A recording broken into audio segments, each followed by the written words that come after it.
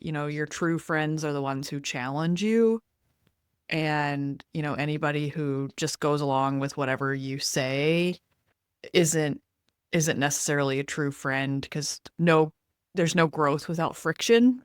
And I may Mm-hmm. have slightly misquoted that, but that was the gist of it. And I was thinking about that this morning.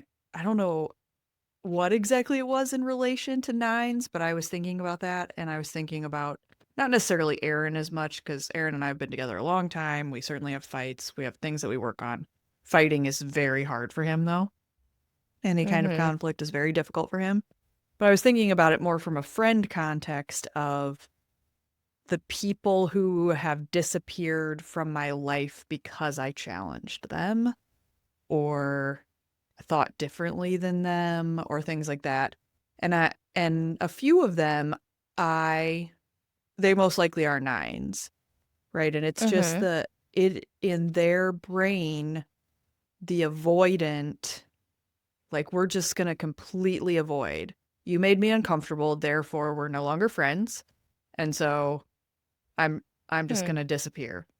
And so I think that at its core is the hardest thing for nines is the if it looks like conflict, they start to assume the worst. This is the end. And anything that's related to that. Now there can be like funny conflict. Like Aaron will do things that are like where he's like trying to be funny and it's like you could be like, well, you're Yeah. trying to start conflict by being funny, you know what I mean? Like Yeah. joking around or whatever. But yeah, it's that real hard avoidant thing for nines that just anything to keep the peace. Yeah. My sister is a 9. I would say that it's definitely getting better for her. She gets to the point of being exhausted by conflict, where, like, if there's so much of it, You know her she'll subtype? just 1 to 1, I Oh, believe. yeah, I think that's part of the difference too is Aaron's self-preservation. So I do think the subtype can play there. I would guess that 1 to 1 nines, while they don't love conflict, can probably sit in it a little bit more because of that wanting that connection 1 to 1. Mm-hmm. Yeah. Yeah. And she does kind of have that 9, like, oh, whatever, like just a little bit like, this will blow over. Yeah. Like, but I'm not gonna like give it attention because it will blow over. She'll do that. I sent her this thing on nines this week that made her emotional. So it's from, I think you follow the Aligned Soul. So it says, close your eyes for a second. Somewhere not too far from here, there's a version of you who has woken up, not to chaos, not to conflict, but to yourself. Somewhere not too far from here, you know what you want and say it out loud. You don't disappear to keep the peace anymore. You don't merge with others to avoid the discomfort of being yourself. You have edges, you have opinions, you have presence that fills the room.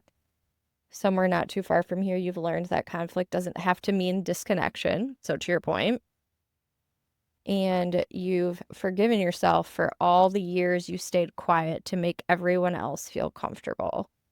Somewhere not too far from here, you finally understand you were never invisible.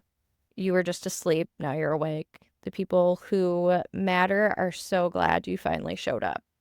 And she's kind of doing that. Like,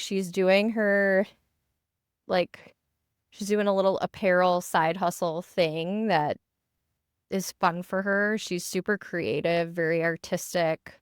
So she gets an opportunity to kind of flex those muscles a little bit. And I think that is a really good way for her to be able to kind of put herself out there, where she was just so like quiet about that stuff before. We got to have her we got to have her on the podcast sometime. Oh yeah, for sure. I don't know if she listens For to sure. this and she's never met me, but if she does listen to this, that's my invitation. Let's pick a day. Yeah. Yeah, she would totally do it. Yeah. We haven't talked about ones We haven't yet. talked about ones. I was with someone yesterday who has not taken the Enneagram yet, and we were talking through sort of the possibilities that she might be. And we've a little bit gotten down to 9, 2, or 1. It's Oh, interesting. likely one of those three. And for various reasons, they can all be like each other, too, Mhm. right? So Mhm. 1 is a wing of both 9 and 2. But it made me think about it, right? It's for them, it's the what can be hard is believing that they're good enough, that they're just good enough, and they don't have to be perfect, and no one's judging them.